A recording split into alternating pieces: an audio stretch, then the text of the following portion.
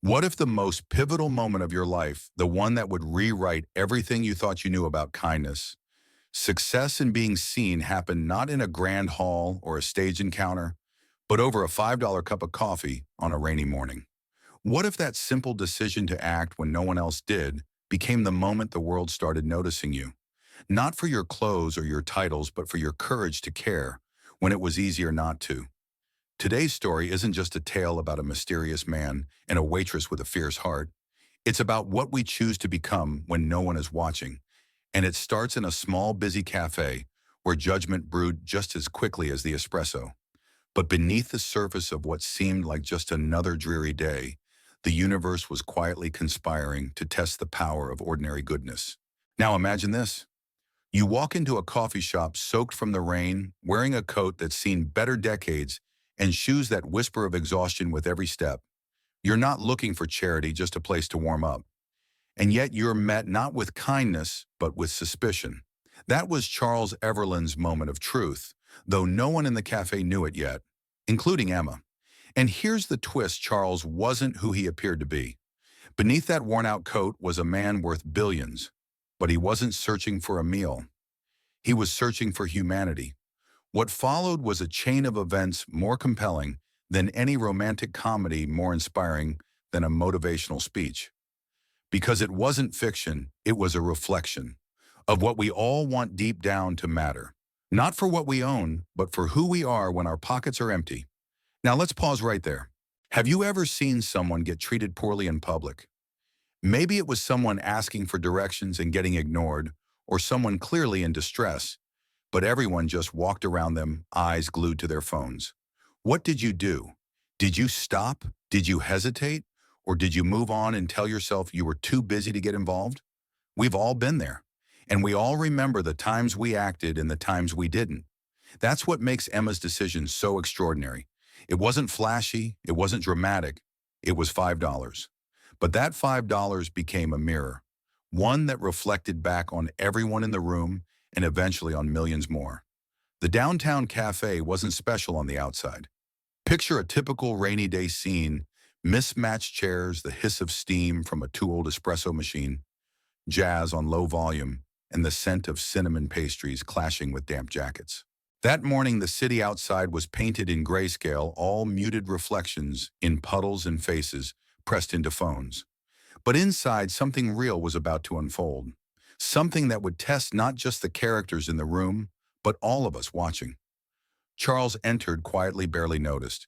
His coat clung to him like a second skin soaked through, and his shoes whispered his arrival in squeaks and shuffles.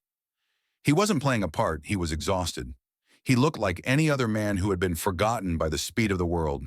And when he hesitantly approached the counter to ask for a simple black coffee, his voice cracked not from weakness, but from the humiliation he'd come to expect. And when his hand reached for a wallet that wasn't there, the walls closed in. Let me ask you, how would you respond? Most of us like to think we'd be kind, but kindness isn't about what we think. It's about what we choose, especially when no one else is. The barista scoffed, loudly, purposefully. He wanted to be seen standing his ground. He wanted the man gone. "This isn't a shelter," he said loud enough to silence the clinking of spoons. And in that moment, everyone chose a side. Some laughed, others looked away. No one stepped forward, except Emma. She was a waitress, barely scraping by, splitting rent with her younger sister and counting every dollar between shifts. She wasn't supposed to be the hero. She was just supposed to keep her head down and survive. But something in her eyes, hazel and steady, said otherwise. She walked forward not to save the man, but to save herself from becoming like the rest. She pulled out a $5 bill and said the words that would change everything: "That's enough. I'll cover it." Think about that. 5 words, 1 bill. And yet in those 5 words was a lifetime of choices, values, and history. Because Emma knew what it meant to be judged for having too little. She'd seen her mother collapse in a market years ago, while others just stepped over her. She remembered the one woman who stopped, wrapped a shawl around her, and gave her water. That memory, that moment of pure, wordless compassion, had lived inside Emma ever since. And now it rose up in her just when someone else needed it most. What happened next wasn't a fairy tale. Emma didn't get applause. She got backlash. Her boss reprimanded her. Her coworkers mocked her. Even her own tiredness tried to tell her she'd made a foolish choice. But let's pause here and ask, when did doing the right thing become something to be ashamed of? In our culture, we often reward cynicism more than sincerity, but moments like this challenge that norm. Emma wasn't looking for recognition. She was trying not to lose the part of herself that still believed in people. This is where we start pulling back the lens. Because stories like Emma and Charles's don't exist in a vacuum. They echo real-life encounters that often go unnoticed. Like the case of James Harrison, a retired truck driver in Los Angeles, who in 2019 gave his last $20 to a woman crying outside a gas station, only to find out weeks later that she was a journalist undercover, and his gesture inspired a national donation campaign that helped him secure permanent housing. Or consider the story of a 16-year-old named Allison from Canada who saw a man being refused a haircut at a salon because he couldn't pay up front.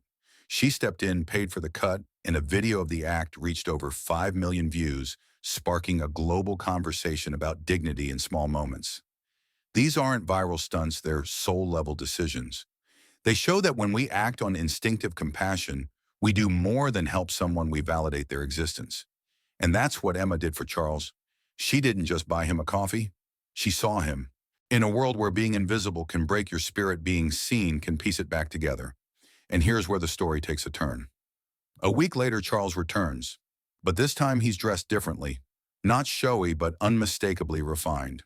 The same man now in a tailored coat and polished shoes. Emma recognizes him, and he doesn't pretend anymore. He sits in the same seat by the window and says, "I only have one question. Why did you help me?" Let's sit with that question. Why do we help anyone, really? Is it because we see ourselves in them? Because we were once them? Because we hope one day someone will do the same for us? Emma answers honestly. She didn't know who he was.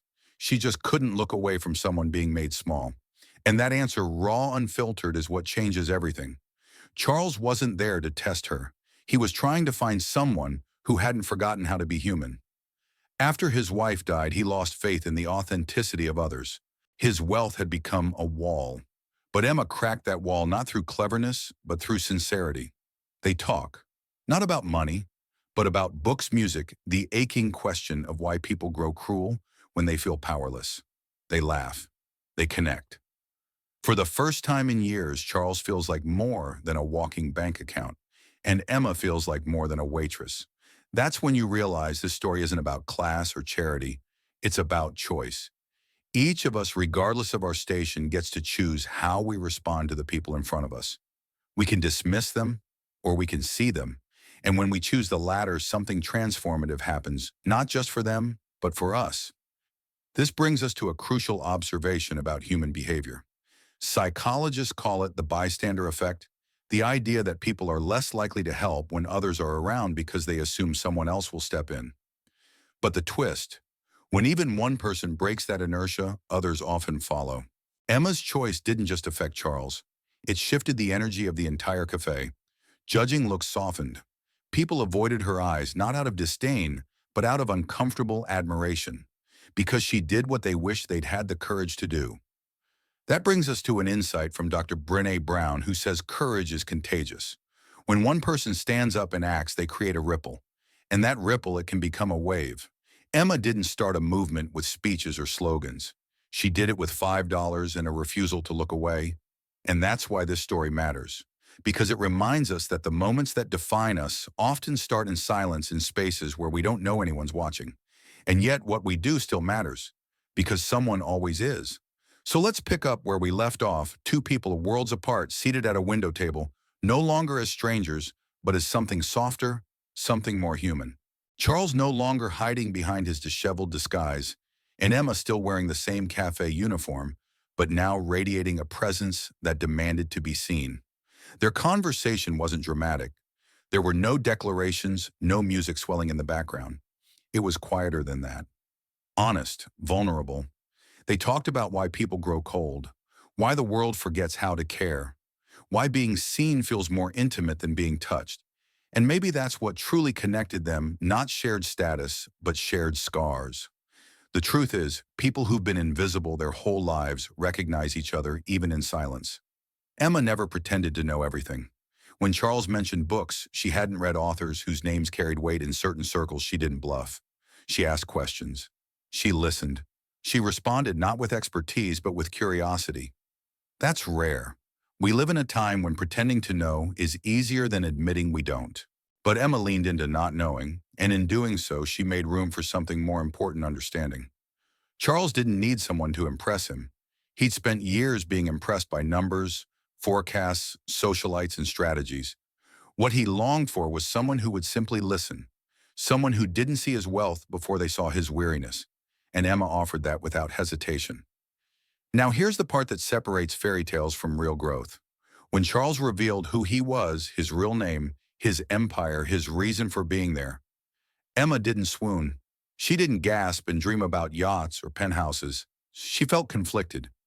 You see, trust is fragile, and when you find out that someone you helped had been watching, even testing in some small way, it triggers something very human: the fear of being manipulated.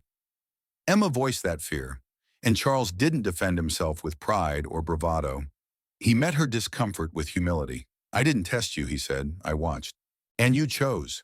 Those words hit differently when they come from someone used to power, because they weren't about control, they were about witness. He wasn't looking for someone who could prove themselves. He was looking for someone whose actions needed no stage. And that right there is the heart of this story. Let's connect this to something deeper, something we can all relate to. In organizational psychology, there's a term called benevolent authenticity. It refers to people who lead or act from a place of genuine care with no underlying motive. They don't do it for leverage. They do it because it aligns with their core self. Emma knowingly or not embodied that principle. And that's what Charles had spent years trying to find: someone who made kindness feel real again. After their second encounter, things could have ended there. A billionaire found hope. A waitress found validation. But life rarely wraps up so neatly. Instead, Charles did something unexpected. He extended an invitation, not to a mansion, not to a gala, but to a conversation in a different city, a quieter place. A simple letter, a train ticket. No pressure, no promises, just a choice. And this is where Emma had to decide: does she step into the unknown, or does she stay where it's safe, even if it means staying small? Most of us face similar crossroads, though they don't always come in envelopes. They come as job offers, travel opportunities, or even difficult conversations we've avoided for too long. And the voice in our heads is often the same as Emma's. What if I don't belong there? What if I embarrass myself? What if stepping forward changes how I see myself? These are the questions that freeze us, that convince us to stay still. But then her sister Lily, sick wrapped in blankets in their tiny apartment, said something unforgettable. "You've spent your whole life making space for others. Maybe it's time you see what space looks like when someone makes it for you." That line deserves to be etched into stone, because it flips the narrative. It doesn't say you deserve luxury. It says you deserve room to grow. So Emma, trembling hands and all, boarded that train, not for wealth, not for fantasy, but for the chance to step into something that didn't yet have a name. Charles was waiting, no bodyguards, no briefcase. Just a book, 2 coffees, and a warm smile that said, "Welcome." They talked again. Not about deals or status, about humanity, about what happens when we stop pretending and start showing up honestly, about what it means to be known not for our titles, but for our truths. In between stops, they visited places that most billionaires never see: shelters, orphanages, food banks, forgotten corners of the world where people don't care about your resume, just your presence. Charles didn't show up with cameras. He showed up with listening, and that mattered more than anything else. Let's pause and highlight a real-world parallel. Muhammad Yunus, founder of Grameen Bank, didn't just give out loans to the poor. He sat with them. He listened. He built a model that trusted those whom the world had labeled untrustworthy. He saw the invisible. And because of that, over 100 million people were lifted out of poverty. That's the power of seeing people without condescension. That's the power Charles was now rediscovering with Emma beside him. Over time, Emma changed. Not outwardly. She didn't buy designer bags or change her wardrobe. But inwardly, something shifted. She walked taller, spoke slower, trusted her own instincts more. When Charles offered to start a foundation in her name, A tribute to her impact. She didn't leap. She reflected. And ultimately, she said no. Not out of rejection, but out of resolve. I want to build something on my own, she said. Not because I don't value your offer, but because someone believed in me enough to let me believe in myself. That moment, that was Emma becoming the woman she was always meant to be. Not someone plucked from obscurity, but someone who had always been worthy now, just seen clearly. And that's when the story bends back on itself. Emma returned to where it all began, the cafe. But this time it was hers. Not in name, not as a franchise, but in spirit. She rebuilt it from the ground up. Same windows, new purpose. Etched beneath the logo were the words, "No one should have to earn kindness." That's not a slogan. That's a revolution. Inside, it wasn't about profits. It was about dignity. Your first cup was free, your second on someone else. There were books, music, warmth, but most of all, there was presence. And on opening day, as Emma greeted guests, a man entered. Soaked, tired, hesitant. And the barista, young, unsure, began to say, "Sir, this place is for..." But Emma stepped forward. "It's all right," she said. "Let's make your morning a little longer, with a little peace." That's legacy, not in headlines, in habits, in what we pass forward. And across the street, standing under an umbrella, watching silently, was Charles. No fanfare, just presence, just pride. And just like that, he vanished. Let's step back again. Think about this journey. It didn't unfold on a grand stage. It happened in quiet acts, a cup of coffee, a conversation on a train, a refusal to become bitter. The lessons here aren't about romance or wealth. They're about resonance, about what it means to move through the world with empathy as your compass. Emma didn't become rich. She became whole. Charles didn't find a wife. He found a reason to believe again. And us, we found a mirror, a chance to ask, when was the last time I offered kindness with no agenda? When was the last time I saw someone fully? Not with judgment, but with wonder. If you take nothing else from this story, take this. The world doesn't need more noise. It needs more noticing, more pause. More people like Emma who act not to be remembered, but because they remember what it's like to feel forgotten. And now you have a choice too. You can click away, return to your day, or you can carry this story forward. Not by retelling it, but by living it. Because somewhere, someone is one gesture away from believing again. Will you be the one who offers it? The rain had returned soft and steady, painting the windows of the first cup, with tiny streaks that shimmered under the warm cafe lights. Inside, the tables buzzed not with transaction, but with connection.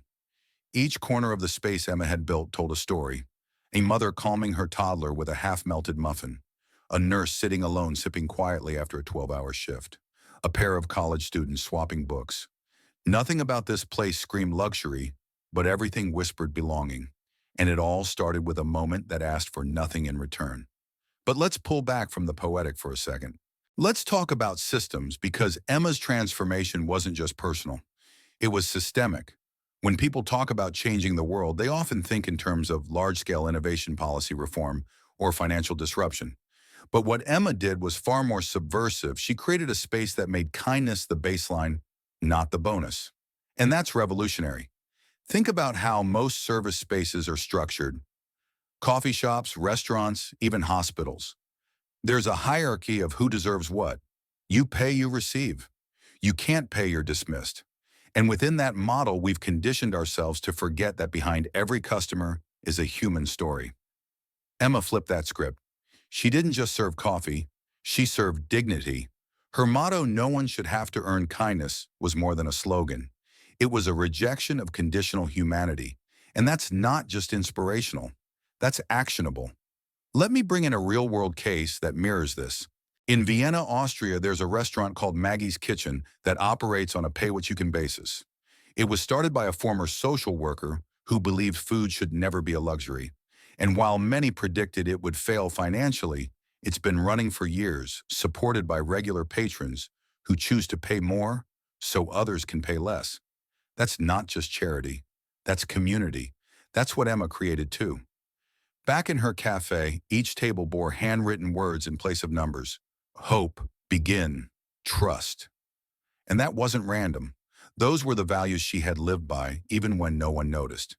And now she wanted others to feel them too. Of course, not everyone understood it. Not everyone respected it. There were days when patrons tried to take advantage. Days when the staff felt unsure. Days when Emma wondered if her quiet revolution would withstand the weight of expectation. But she never let fear decide. Because the truth is, every movement begins with friction. That's something civil rights leader Ella Baker often said. Strong people don't need strong leaders. They need honest examples. Emma never claimed to have the answers, but she lived the questions, and she lived them publicly. Now let's revisit Charles. By now, months had passed since he first sat down in that cafe, drenched and defeated.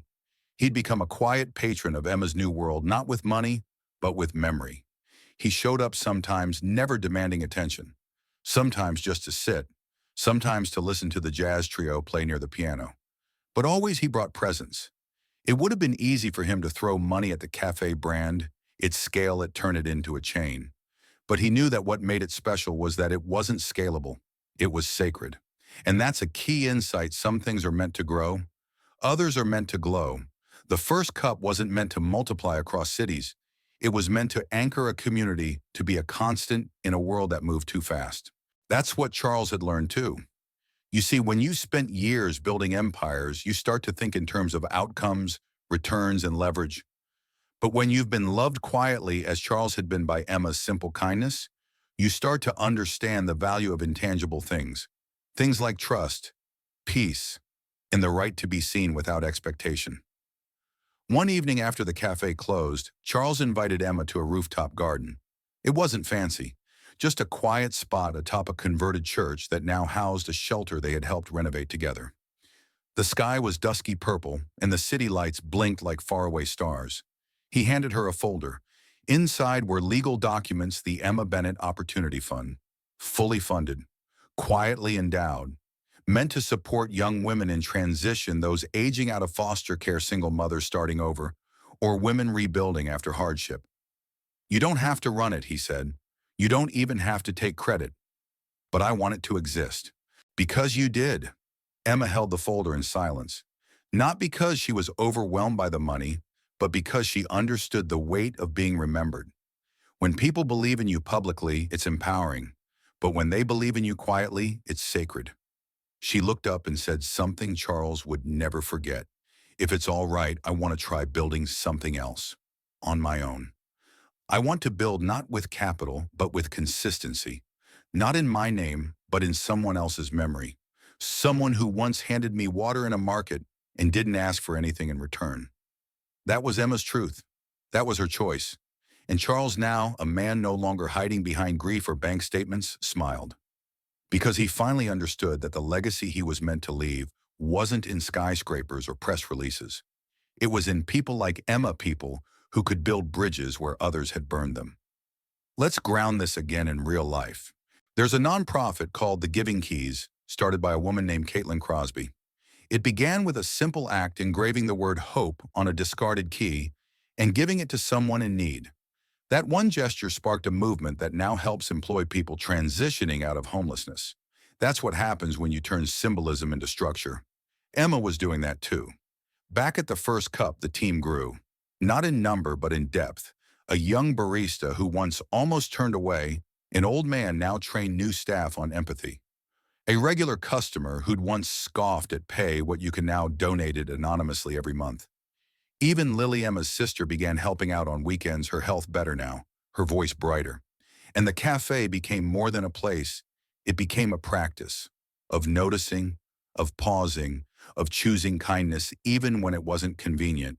And maybe most importantly, of proving that soft things can be strong too. But this story isn't just about Emma or Charles. It's about all of us. It's about the way we move through our lives, rushed, distracted often, too tired to care. And it's about what changes when we decide that care isn't an extra. It's essential. Let's not pretend it's easy. Kindness is rarely convenient. It requires energy. It requires risk. Sometimes it requires $5 when you only have 10. But here's the secret Emma uncovered. When you give it anyway, the world begins to conspire in your favor. Not with riches, but with resonance, with peace. and with the kind of connection that no algorithm or app can replicate. In closing this chapter of their journey, Emma once said something that still echoes in my mind. Some loves don't need romance. Some legacies don't need names. And some lives don't need to be loud to be life-changing. So the next time you're in a cafe or a line or anywhere, someone seems to be shrinking under the weight of invisibility, remember this story. Remember that your $5, your word of support, your simple eye contact might be the moment that changes everything. Not because they'll find out you're rich, but because they'll find out they're still seen.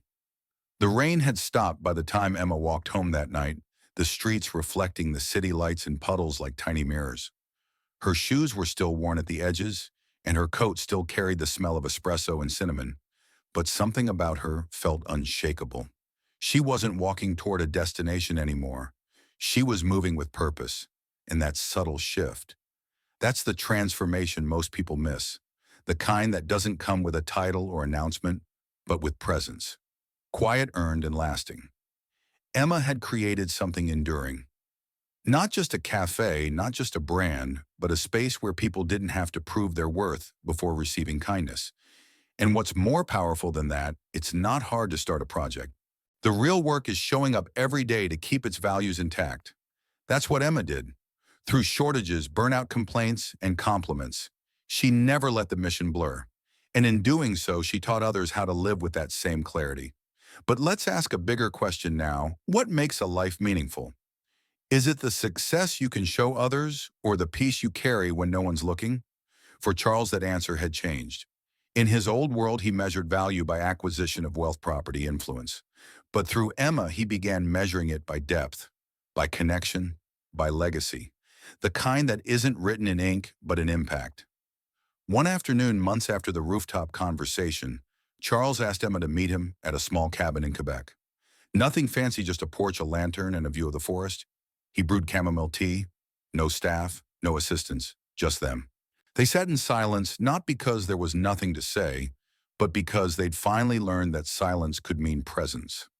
Then as the sun slipped behind the trees, Charles said something that didn't sound like a pitch or even a confession.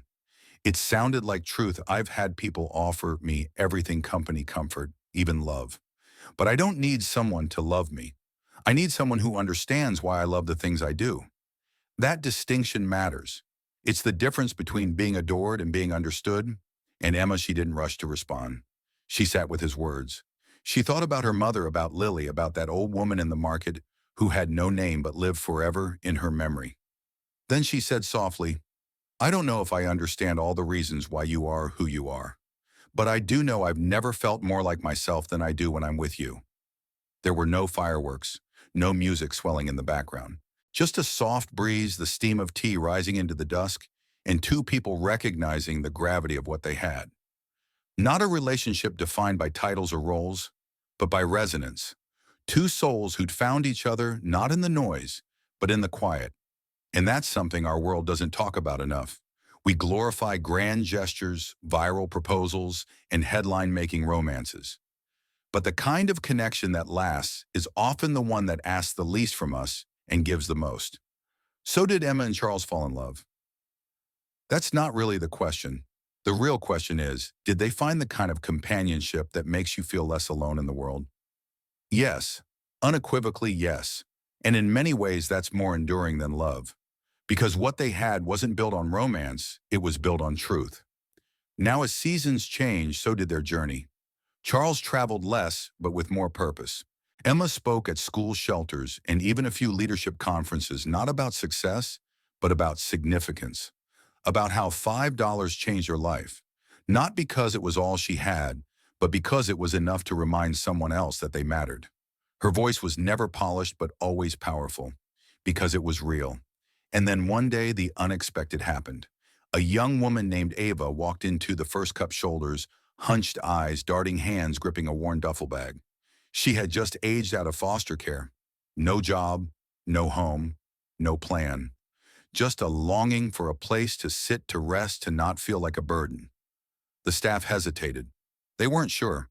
But Emma stepped forward just like before. Window seat, she asked. Ava nodded, and in that moment the cycle restarted. Not with a bang, but with a cup. That's legacy. Not in what you do once, but in what you do again and again until others carry it forward. Ava ended up working at the cafe. A year later, she started her own pay-what-you-can food truck, driving around underserved neighborhoods and serving hot meals. She called it second chances. That's what happens when kindness compounds. One gesture becomes a seed, and before long, you're walking through a forest of good that you didn't even realize you planted. Charles lived long enough to see that forest grow. He never asked for credit. He never sought the spotlight.